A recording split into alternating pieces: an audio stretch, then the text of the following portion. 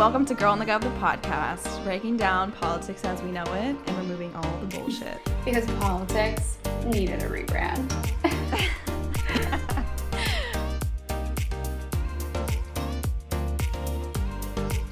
Alrighty, welcome back to Girl on the Gov, the podcast. I don't know what to call this Wednesday edition, like main episode. You know, I always say welcome to top stories of the week, but like, do I just cap it at Girl on the Gov, the podcast, you know? This is a great question. Oh my gosh, wow, Casper's at it again. Yeah, it is hard because they're both episodes in their own way have main character energy. So to be like, oh, this is the main one, like, because I can also see like some of our listeners, some of our followers might be like, you know what, I'm more of like, I just want the top news, top stories, whatever. And they might not actually be interview girlies. Like, you know what I mean? Sure. I think is like a benefit of us doing this in two pieces because it's like, it's a little more a la carte.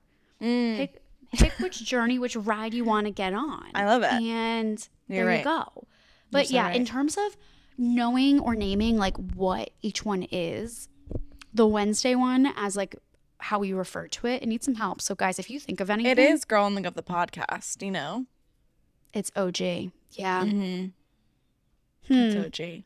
Well, okay. Maybe I'm overthinking it. Maybe I just cap it at Girl on the Gov, the podcast because that's what it is. That's who she is.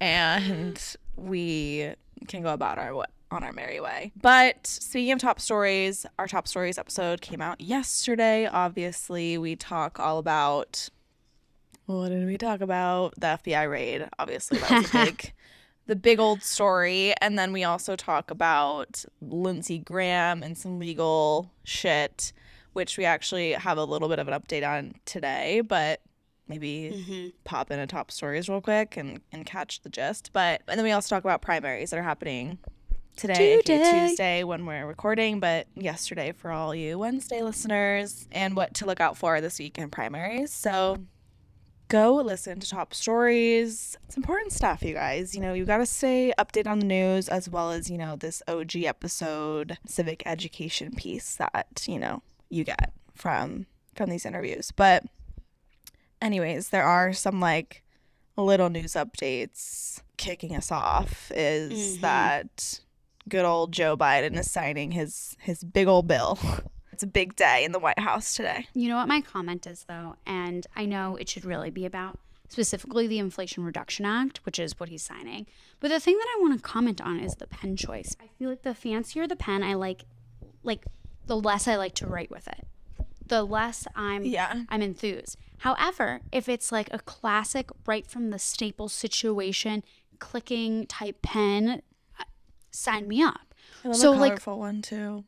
Or actually, you know which ones I actually really like, which granted, used to work with them back in the day, so I think I just got really used to it.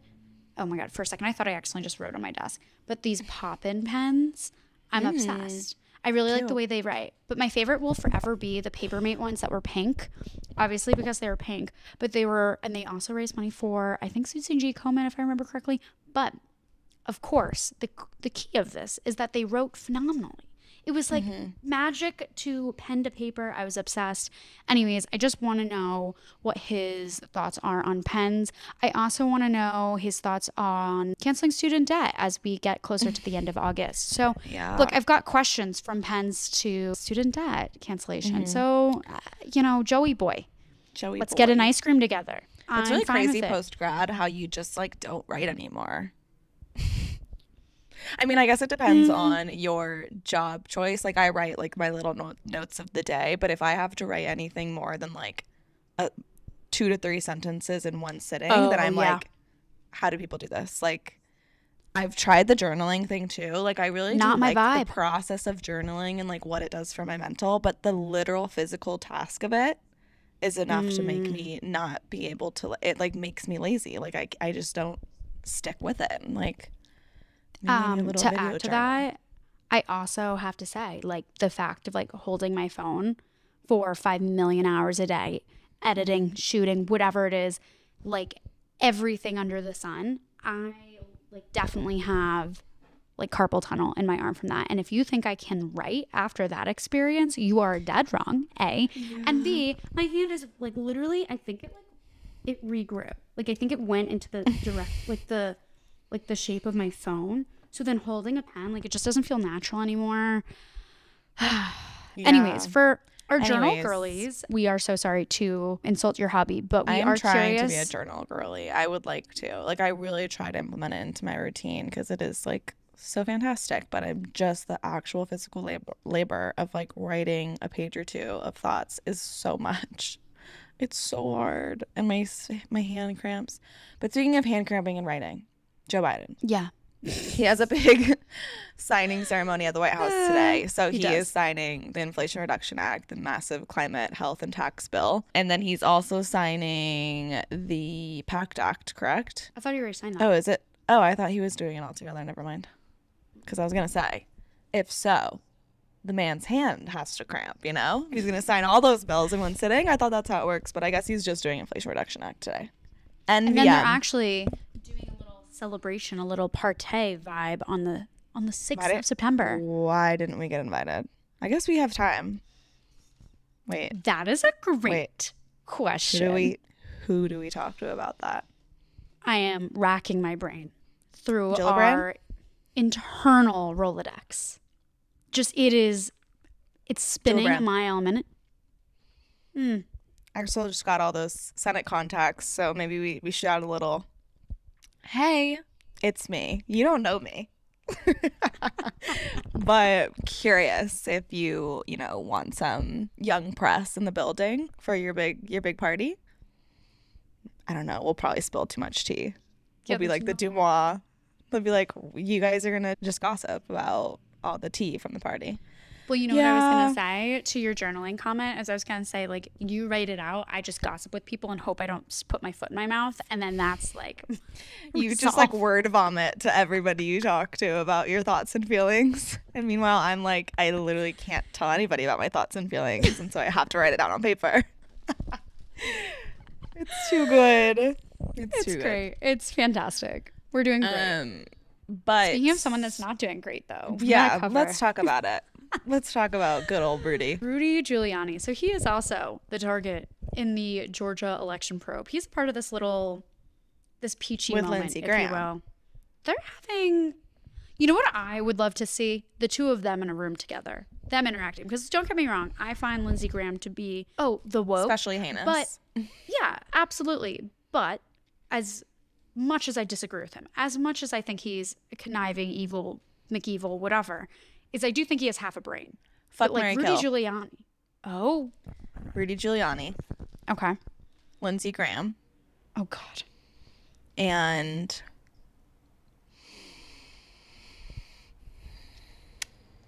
Ron DeSantis.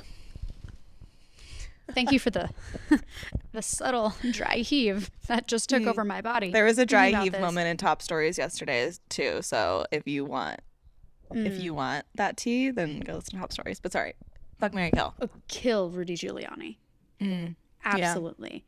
Yeah, I would agree. I would marry Lindsey Graham. Me too. And I would fuck Ron DeSantis. Same. Do you like this face?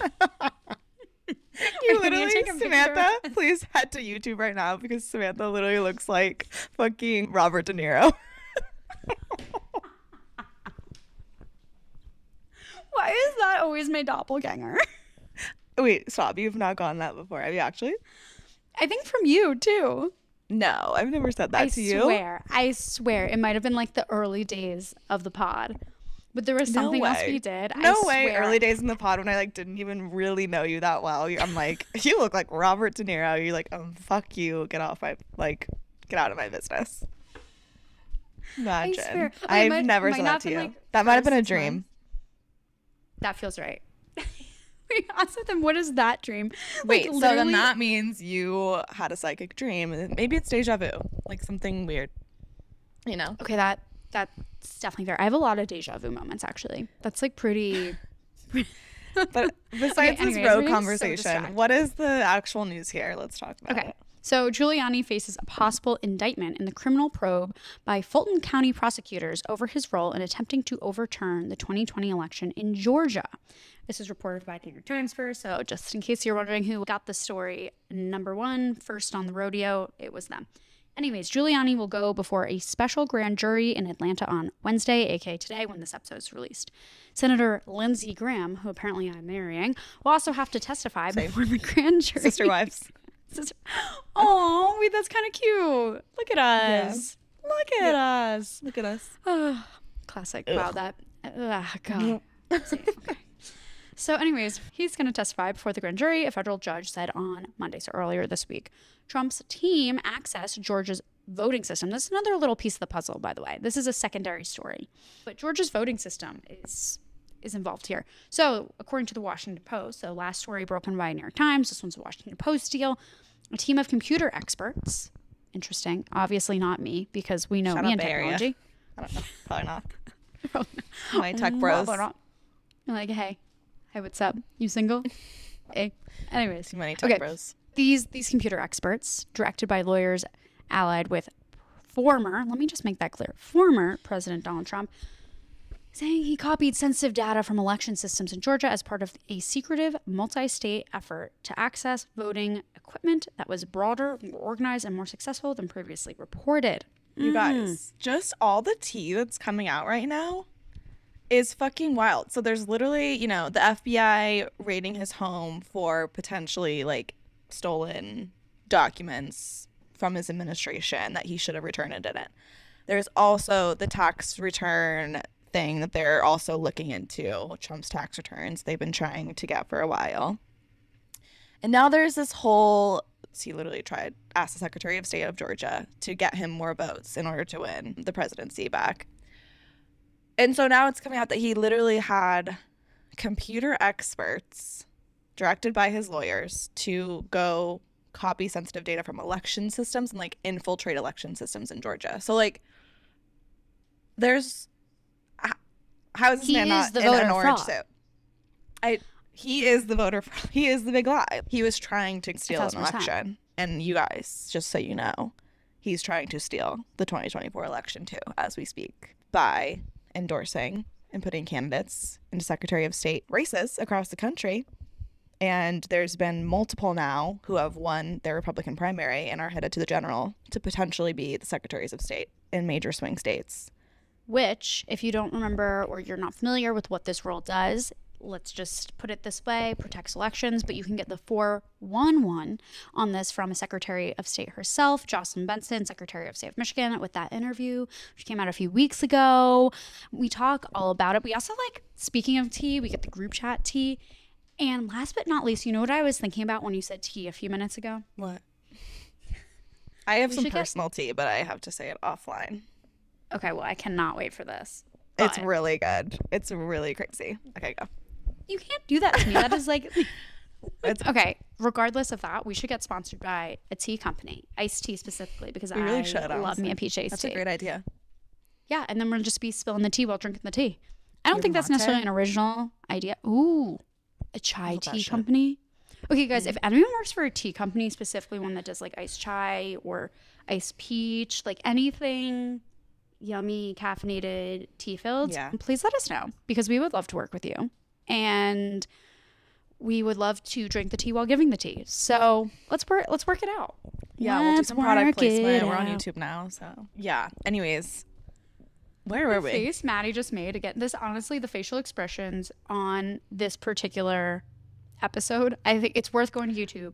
It's worth going to YouTube, and I think honestly we haven't really plugged YouTube in a minute, so let's talk about it, because we have created a YouTube channel. We did, maybe 2 months ago, month ago, I don't even know. But all of these episodes, except for top stories, are available in video form on YouTube. So if you want to see our faces and the weird faces we make, but also see our beautiful guests' faces, because that's also a part of this, then head to YouTube and subscribe. Even if you don't always watch on YouTube or you don't plan to, if you can just hit that subscribe button, it really helps us as a company, as a brand, as a podcast. So that would be really helpful if you guys could do that. Definitely. It takes 2 seconds. And if you have a Gmail, you have a YouTube. So you don't need to make an account. So there's that. Maybe we plug some other stuff while we're here and before we get into our episode. Oh, you know what I want to plug like right away? Yeah. Absolutely right away. It's our new Etsy shop. Mm-hmm. Because now we, like I said, have an Etsy shop. We have digital downloads available of some of our favorite phrases. So when in doubt, vote them out, liberal cowgirl, like some of the ones you guys hear us say here, mention on social, whatever. But we have digital downloads of those so you can make prints, posters, screensavers, whatever you want to make with that digital download. World is your oyster. But we've made those available in our classic like light pink combos. We are open, very open to doing other color combos. I know we got a suggestion for a blue-green combo. So we'll be experimenting and releasing more as we go. But you can always grab a digital download there, make it into, like I said, whatever your heart desires. It's going to be great. It's going to make a gallery wall, dorm decor, home office. I mean, so much. But I'm really taking this plug for a walk in the park. Wild ride. Anyways, Maddie, take it back from me. Yes, go check out our Etsy shop. It'll be linked in the episode description. Brand Ambassador Program. If you guys want to continue this conversation, if you guys just want a community to enter of other like-minded political ladies just trying to continue the conversation, continue their impact, share resources, share funny videos, share funny political memes, all the things, then head to our Brand Ambassador Program. We also provide political networking opportunities, resume boosters, and the whole thing is voluntary, so there's no requirements. So yeah, it's a great little program to just slide into and meet new people and meet us. So head to growonthecup.com and learn about the Brand Ambassador Program. You can sign up there, and we'll be hopefully chatting with you via Zoom soon. Other thing is just to subscribe and review and rate on Spotify and Apple Podcasts. If you have done it before and you want to like do another one, that'd be super helpful. If you haven't done it yet on either or platform, that would also be super helpful. So subscribe on YouTube, subscribe on Spotify, subscribe on Apple Podcasts, and rate and review. Actually, I think you can rate and review on YouTube too, or at least comment, or you can give it thumbs ups and stuff like that. So all of that stuff is really helpful for us, you guys. I have one more thing before we intro our guests, because I know we're on a tangent and we could talk about all the things to plug for quite a while, but this one is particularly pertinent. Well, see that? I've never said pertinent before I knew you. Nonetheless, that is what I've taken away here. Pertinent. So we did a podcast recommendations post with Earbuds Podcast Collective, and this roundup of podcasts is all about reproductive justice, reproductive freedom. Oh my God, I don't know why I can't even speak anymore. Abortion access, like the before, the during, the after of everything Roe v. Wade. It's the context for this entire issue, and all these podcasts that we recommend are like some of our favorites. These episodes are great. We are included on our own list, we'll admit, but either way, the other ones are amazing and like some of our faves. So make sure to not only listen into ours, but to listen into their episodes and hit them with a subscribe, a follow, a download, all of that as well, because they are definitely ones you're going to want to tune into for other issues as well. And we love to love them. So go check it out. It's linked in our story. It should be in our features highlight. And then last but not least, it's also on our LinkedIn, which we never plug, but it's also because we rarely post on it. So I should get on that. What do you do on LinkedIn? Follow? Friend? Yeah, you follow. You can follow and friend us on LinkedIn. Yeah, why not? Give us a follow, a friendly follow. Our personals are on there. Yeah. Slide on in. But yeah, I feel like those are good plugs for the day. We'll cap it there, and let's get into our guest. Can you introduce? Let's do it. Okay, so we have Delano Saporu back on, and he is the way that like we have like Brian for like constitutional shit. Like Delano we have for all things economic shit, because he in-house freaking knows. Economic. Wait, yeah, he's a in-house economist. Oh my God, I was like, wait, how do you pronounce this word? Economist. Thank you. That was like the I don't know what I just witnessed. It's fine. Full stroke. That was something else. Someone please call an ambulance. YouTube. But head to YouTube. To watch me literally have a mini stroke. Yep. There it is. But anyways, Delano is a CNBC. Why can't I say that?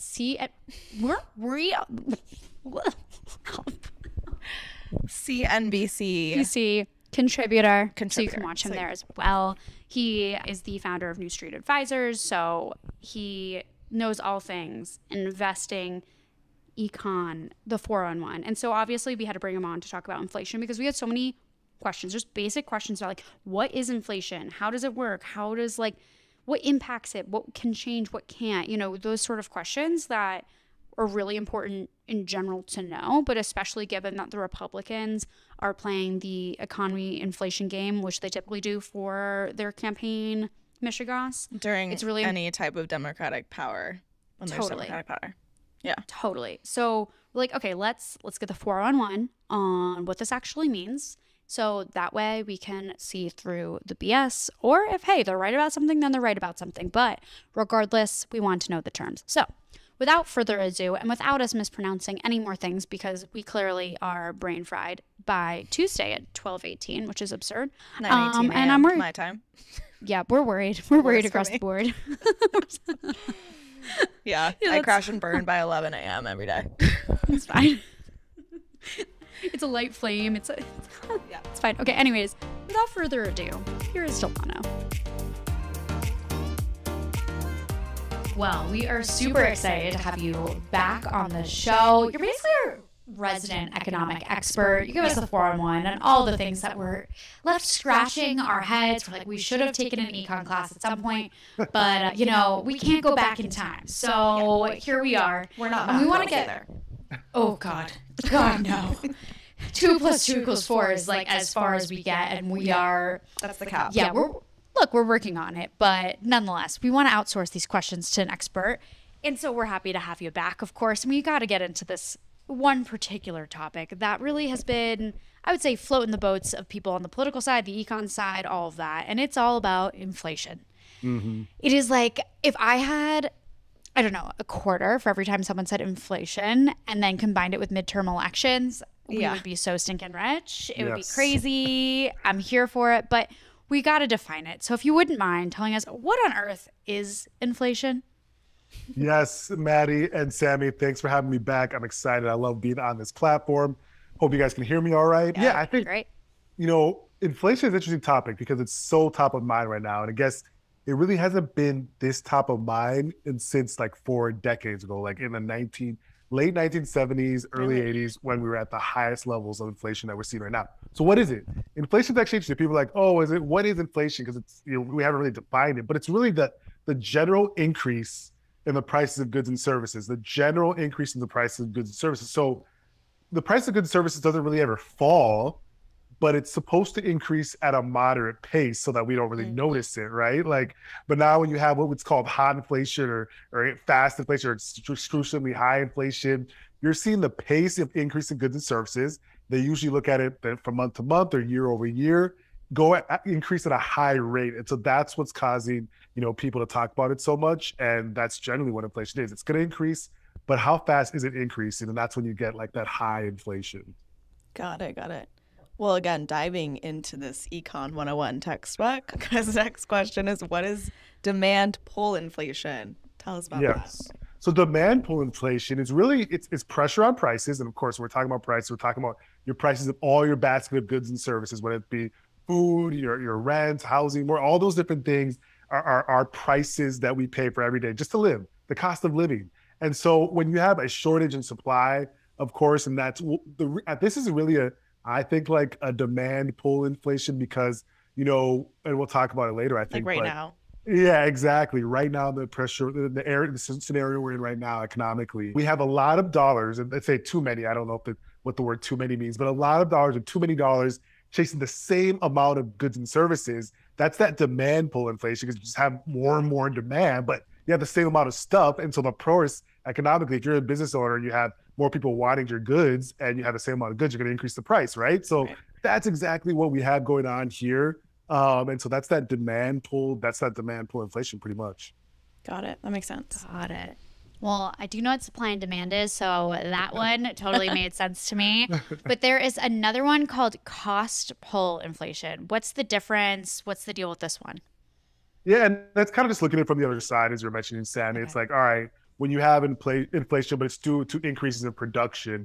And it's kind of weird because it's kind of chicken egg thing, but you're seeing that from companies, right? Like you're seeing consumer prices and consumer inflation go up, but you're also seeing production prices, and companies are doing their earnings right now. And they're all talking about how everything to produce costs more money. So of course, the companies that can pass that price on to us as consumers. So you're seeing the cost of production go up, then that's obviously going to increase prices. And so that cost pull inflation is something that you're also seeing. You're seeing inflationary pulls on both sides right now in the economy, which is an interesting thing to happen right now. Like it's very interesting to happen. And hopefully, and we'll talk about later, the Fed and different economic tools we can use can kind of slow down the pace of inflation. Got it. Okay, I have a silly question. I just need to go down a tangent for a second. Why do these companies, I feel like this could be common sense, but I'm curious your thoughts. Why do these companies then put the additional cost onto the consumer? What's the benefit to them? That's a really good question. They do that because, especially for public companies, let's focus on them. People always wonder, basic level, why does the stock price move? It's because it's based on the earnings. So when a company reports every quarter, Facebook just reported, right? And all these companies are reporting their numbers.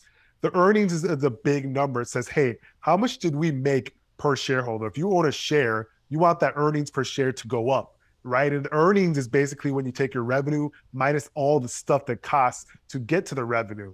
And so when they have increased costs, to make sure their earnings don't go down, they have to pass that increased cost on to us or to the consumer so that their margins and their earnings stay the same or go up. They need to at least have it stay the same. They can't have it go down or else the stock price will go down. So they need to balance that out. And so when they have increased costs, they're going to push that onto the consumer. If they have pricing power, if they have strong brand, if they're able to do that, they're going to push that onto the consumer so that their earnings stay relatively the same or try to flatline or go up. And so that their stock price can go up because people that are valuing the stock are like, all right, the earnings didn't fall. I'm getting more earnings per owning the stock. I'm going to keep buying the stock and the stock will go up. But that's exactly why they do it pretty much. The stock prices. Wait, curious. What was Facebook? How did Facebook turn out recently? What was the news on that? So Facebook had a bad earnings quarter, and a lot of that's due to, one, the environment we're in. The environment we're in where people feel scared and rightfully so, like the economy, and are we in recession? We just had the GDP numbers come out for the second quarter, which showed that we contracted again, meaning we were negative GDP. That just makes people, wary to spend money overall. And so how does Facebook make money? Through advertising. And so the advertising numbers weren't as strong because people are like, oh, I don't know if I really want to spend money on advertising because consumers aren't spending as much money. Therefore, when I advertise and my conversion rates aren't as strong as they usually were for people to buy and click through. And so that's pulled down Facebook's revenue down, which they haven't had a year over year number of revenue be lower since they were public in 2012. So they actually went down, the stock price went down a little bit. And they're having some shifting and struggles. And I don't know how deep we want to get this because of what Apple's privacy changes, but Apple changed their privacy policies, which is hurting advertising and targeted advertising, different things for those platforms that don't have first party data. So a lot going on in tech. It's actually quite interesting to hear all the stuff that's going on in tech. Yeah, that makes a ton of sense. The advertising marketing side. Always so weird to me, at least to me, from always working on a communication standpoint, that brands decide to cut, when they want to save some money, they cut their advertising, their marketing, their PR, when ironically that's the thing that'll keep you afloat. Exactly. When people need to keep your name, your brand, everything in their minds, in their mouths, and if you're not doing that, I feel like you're just screwing yourself. And I've worked with brands where they've totally done that, or they've cut their teams, and then that's how they end up in the negative.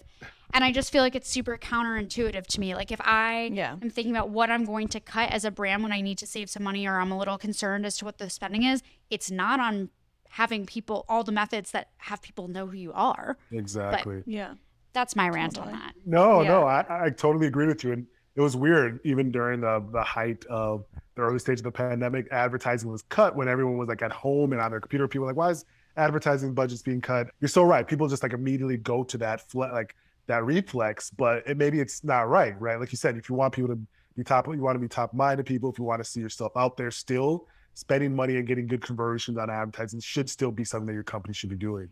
Yeah, that makes sense. Well, let's talk about what causes inflation. Let's talk about that generally, but also if you can speak on too, just what we're seeing right now and, you know, why inflation is where it's at.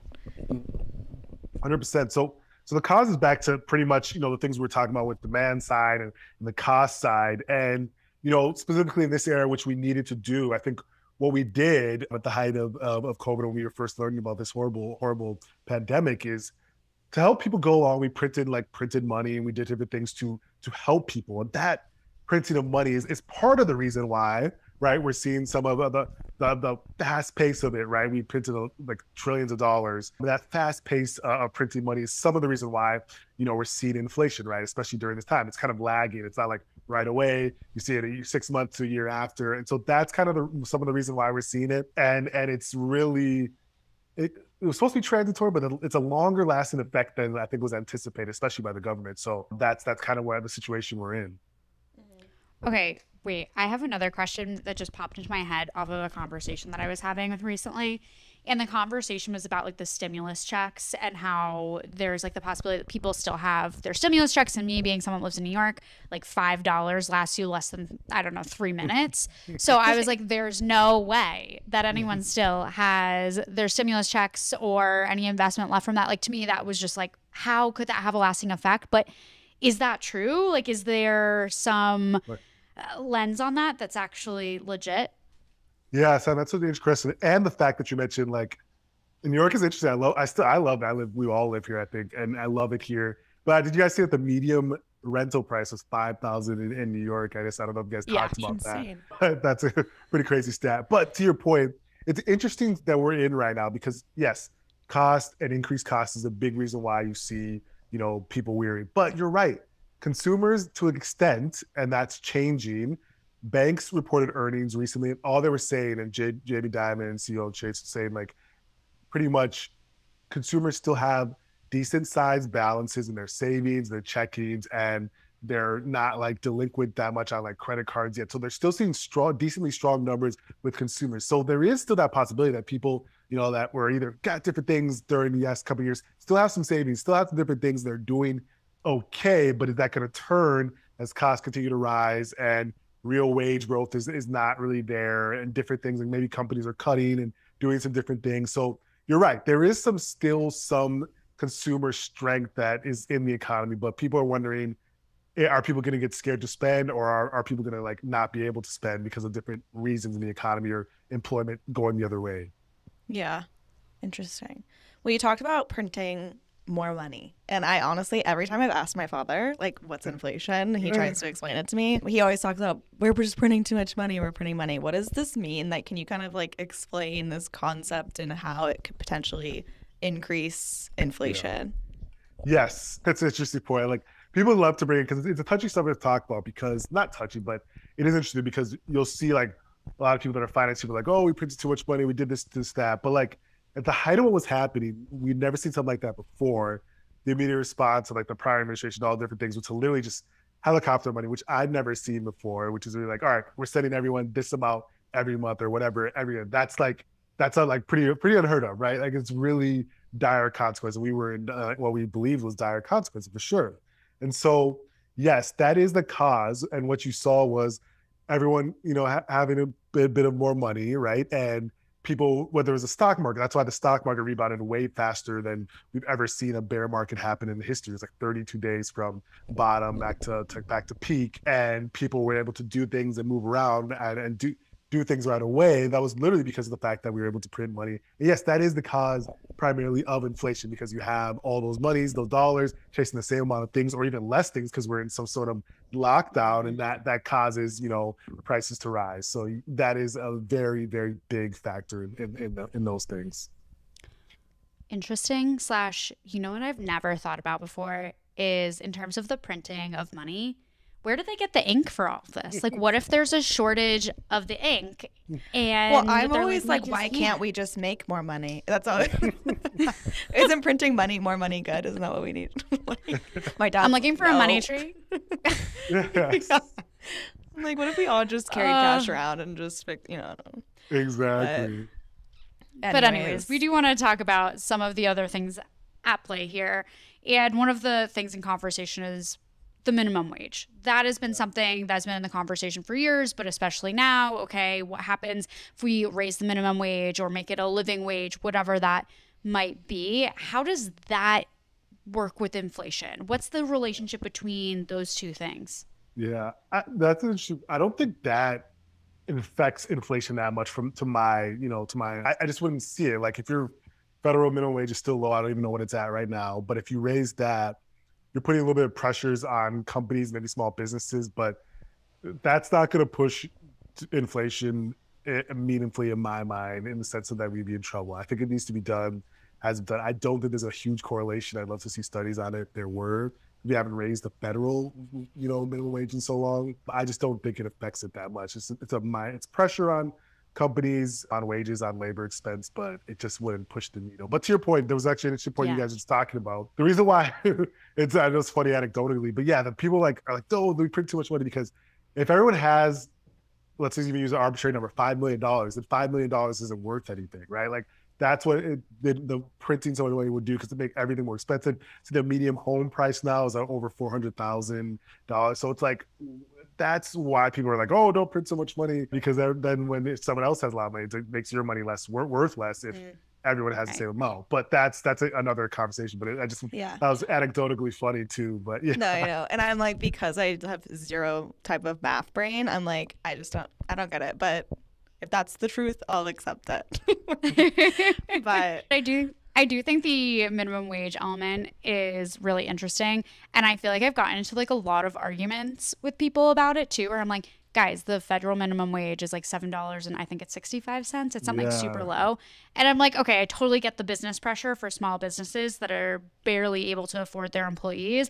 But when I'm like thinking about some company that might be public, like, I don't know, like a McDonald's, the Walmarts of the world, I'm like, what does raising that really look like for them? Like, how does that actually hurt them? I don't really sort of get that. It's always the struggle I see. Definitely not on inflation. Maybe put pressure on their margins. They're fighting it back for some reason super hard. I have like you're seeing Starbucks, Apple, all these companies, Amazon are battling against unionization and all these different things. They just don't want to raise their labor expense, even though they have billions and trillions, almost trillions on their balance sheet in cash. Like Apple has more cash than like any other company in the world. And so it doesn't really affect, maybe margins slightly, but very, very minimally. They're just being a little greedy. I have so many people to tell that to. Let me tell you. We'll just clip just this for like, you, Sam, yep, so you thank can you. just send it in all the group texts just for you. So on it. Yeah. But nonetheless.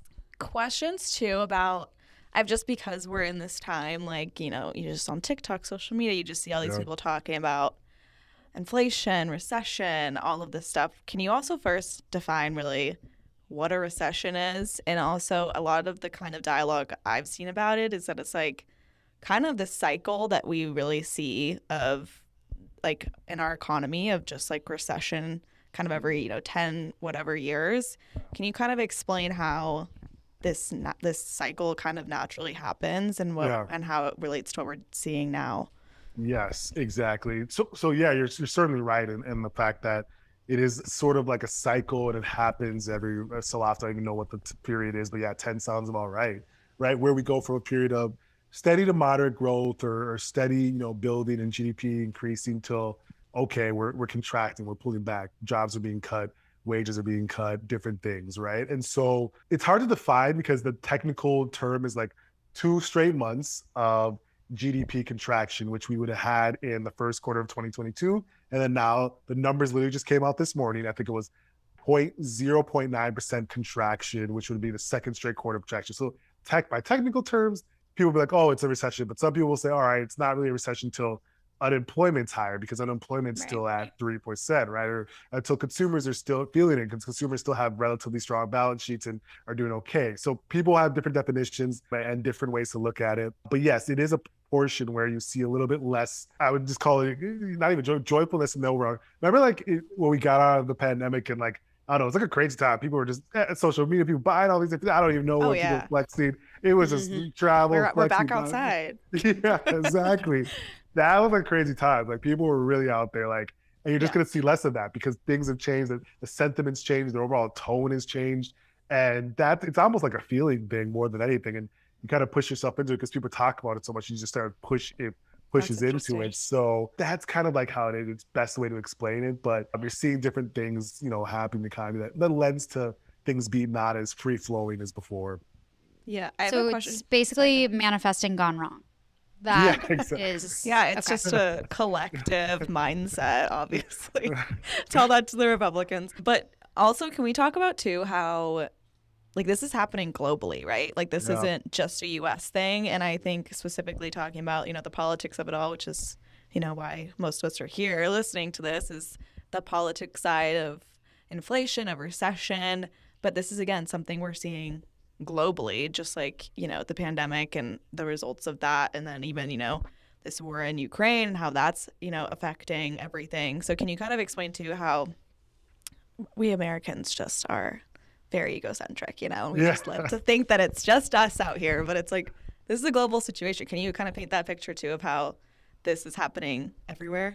Yeah, Maddie, you're so right. It is a global situation, and we think domestically, of course, in the U.S. centric. But you're right. There's stuff going on in all, like you mentioned, geopolitical war and tensions, which is disrupted obviously the lives of people over there in Ukraine, of course, and then different things economically. But you look at Europe, there's Europe and there's a slowdown there. So the exchange rate between the euro and the USD is at parity for the first time in almost, I think they said 2 decades, just because of people are flowing out of the euro and the dollar. But USD is looking as a safe haven. So there's, almost at parity now, which is interesting. So yes, geographically all over the world, there's everyone's kind of feeling that inflation is hitting not just the US, it's hitting other places. If you look at Turkey, I think their rate is like 70% or something. Our stated rate is 9.1%, our most recent numbers, which is probably higher, but that our most recent numbers that you've seen that somewhere like Turkey, which is like 60, 70%, if you imagine goods and services going up 70% year over year, that's kind of scary. So real scary. Yeah. So it's hitting everywhere. And it's quite a global thing.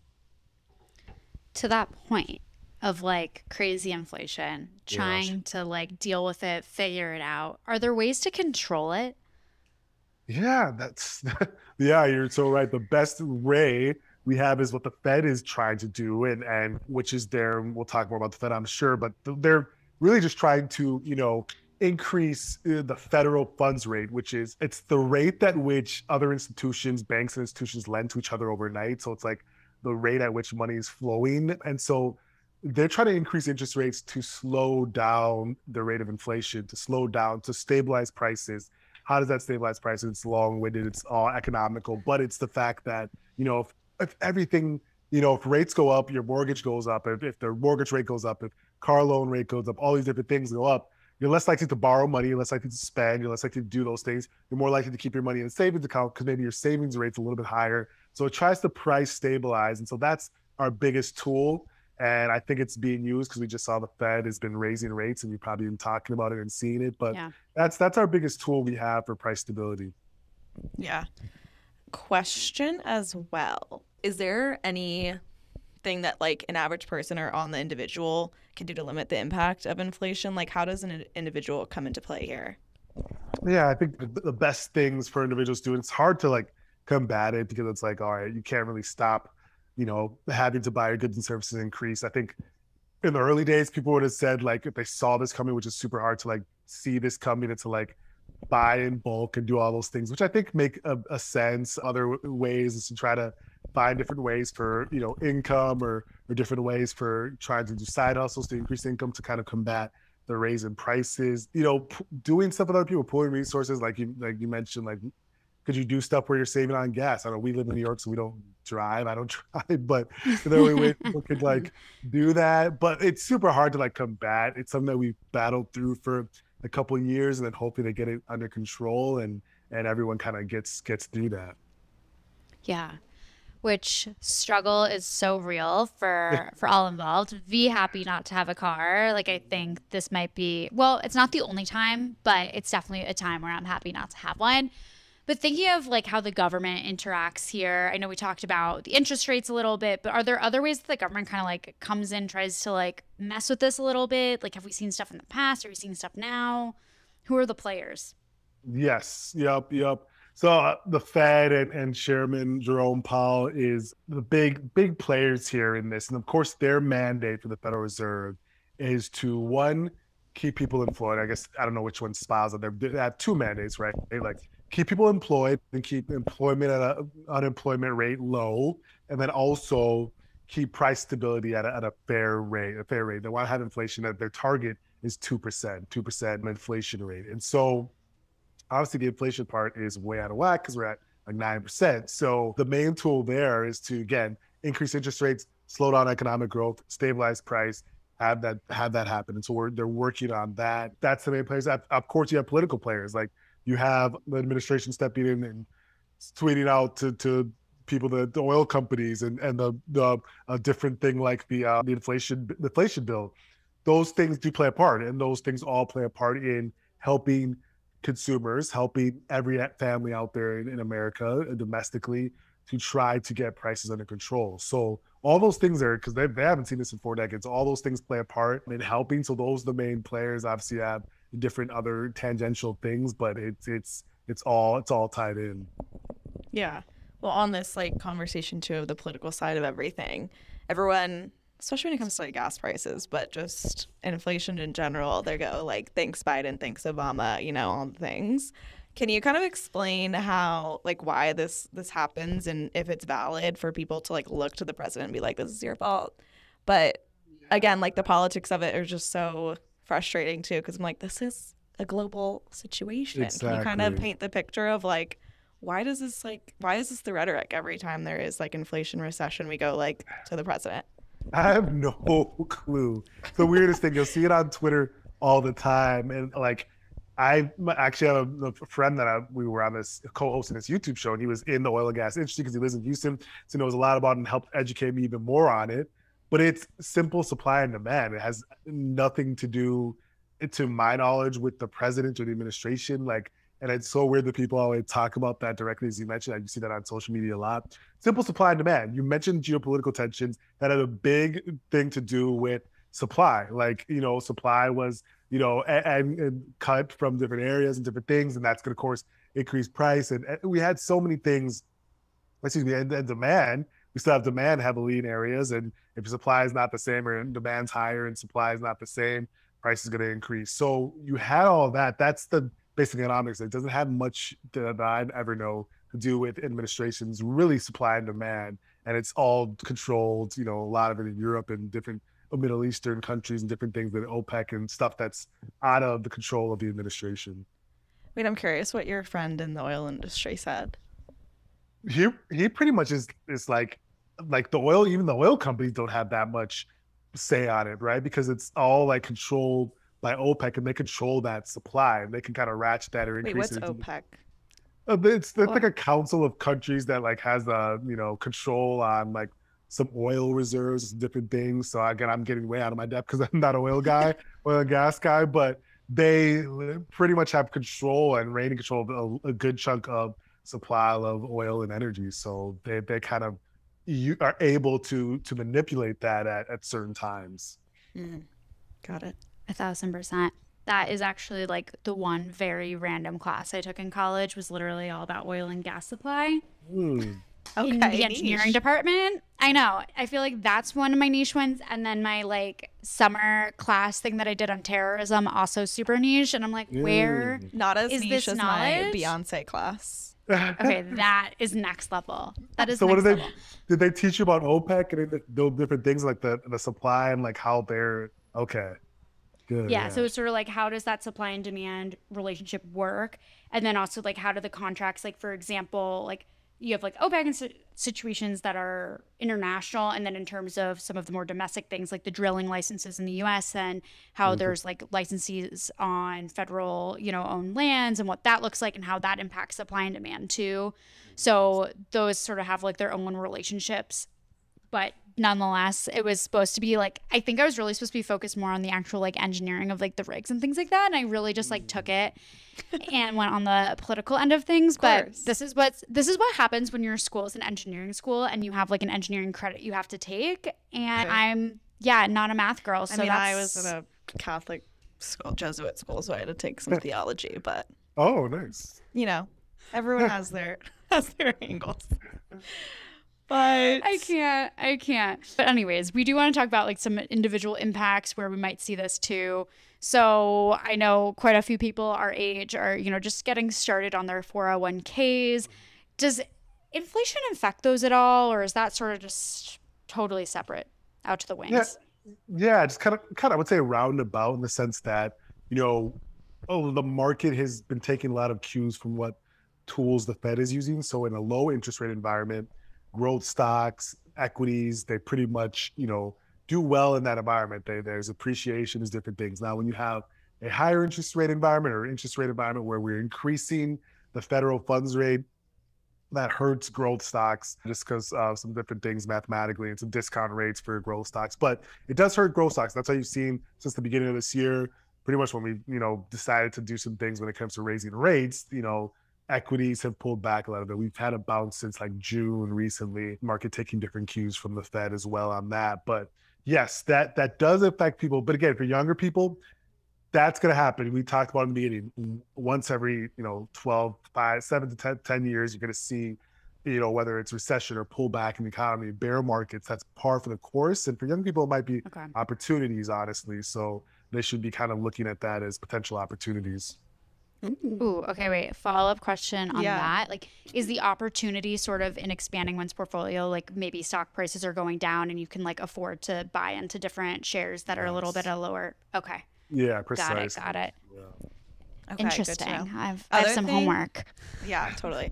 I know. I saw a TikTok about that too. They're like, "This is now the time to invest." I'm like, fine. But other question too on that, especially for young people, entering possibly this recession, dealing with inflation. What are some other tips you have just to kind of like, I don't know, protect yourself financially? Like, interest rates are up, correct? So, you want to pay off your debt if possible, credit card debt. Can you kind of explain like just some tips and tricks on how to just stay financially healthy through times like this?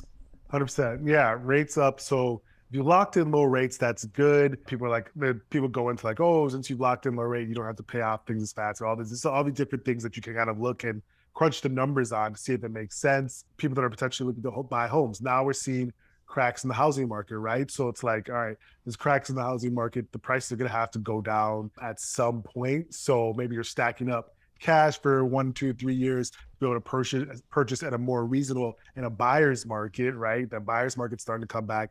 It's been a seller's market for a year or two now. And so that's another good thing.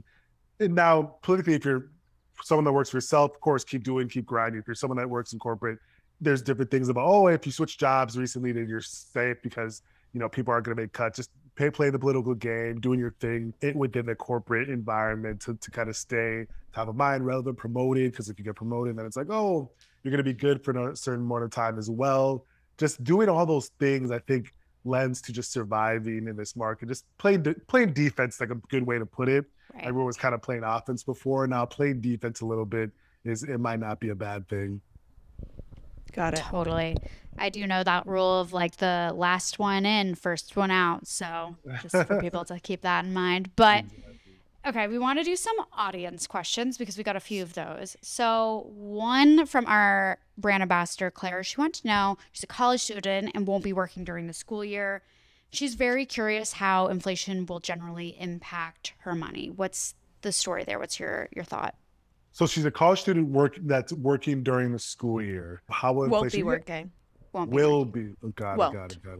Won't. Well, okay, yeah. Won't be. Oh, got it. Okay. So won't be working through the school year. How inflation back money? She has savings. We talked about a little bit that purchasing power is going down just because of inflation. So maybe you're investing because you're young, have a longer time frame. We just mentioned different things in the equities market. So if Claire's like, hey, I'm not going to be touching this money for a while. It's sitting in my checking or savings account. Should I invest it right now? Possibly. Maybe you want to keep that liquidity. It's still liquid. Do a brokerage account. You don't have to do an IRA or anything. Keep that liquidity because you are in college. Other thing is like the job market. I think it's generally still strong. Employment rate still big. So I think people will be fine in that area. You're a college student, continue to grind, learn more about like what's going on. But I think in general, for a young person in college, nothing crazy besides possibly investing, looking to see if cash is burning a hole in your pocket. But that's about it.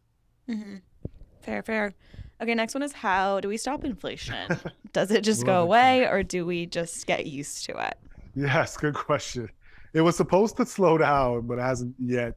Yeah, we can't stop it. Like us physically, me and you. I guess if everyone says they're not going to buy anything, then maybe the prices will go down. But we never do that. I think we just like it was, the question was saying is it kind of will go away with the tools at work when the economy slows down and gets a little bit more moderated. It will gradually transition to more manageable and stable over time. So that's the hope. It might take a couple of years, but it's something you just have to kind of wait out. So it's unfortunate. I'm so This is impatient. A unfortunate. waiting game. Exactly. Lordy Lord. Well, for our last question on the docket, how does inflation impact my salary? Does it need to be raised or adjusted for inflation?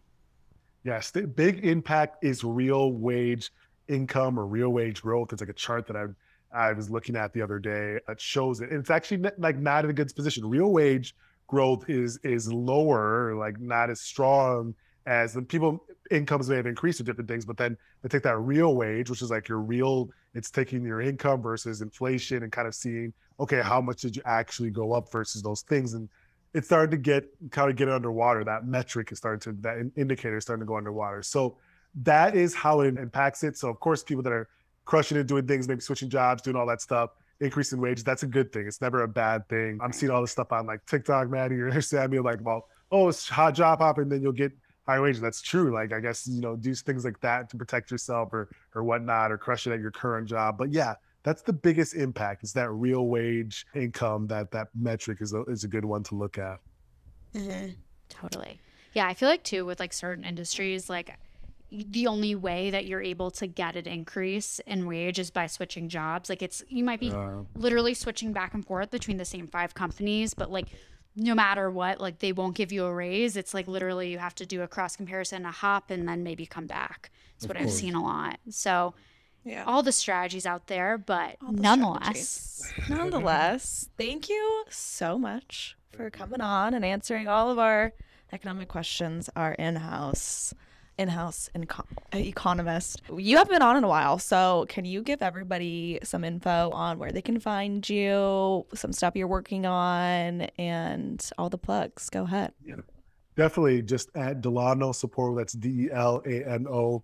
Last name on all social medias, pretty much. Yeah, please send me a message. I don't know. Have you guys ever taken a social media break? I might do that. I'm thinking about it, but I haven't done it yet. So I'll probably get back. Love being on this platform. Love what you guys are doing. I'm on TikTok now. I posted a couple. I'm getting the hang of it. Yes. I'm trying to get better, but it's good to be on there. And just like, people are learning so much from that platform. It's eating the world, guys. I see it. I see it now. So yeah, that's where you can find me. Amazing. Well, thank you again. It's great to have you back. Of course. Thank you all.